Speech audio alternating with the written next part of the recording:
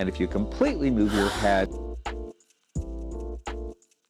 if you get startled or you sneeze like everyone always asks, well, the laser just turns off automatically. So you don't have to worry about any of that thing. The technology today, it's all computerized lasers, and it really is remarkable. The whole surgery only takes about 5 minutes. I've been doing this for more than 33 years, performed over 107,000 procedures, written 2 textbooks, lectured in 24 countries, trained thousands of surgeons in LASIK. So you'll be in extremely good hands, and you can trust everything I'm saying. Like I said, I'm a laser patient myself.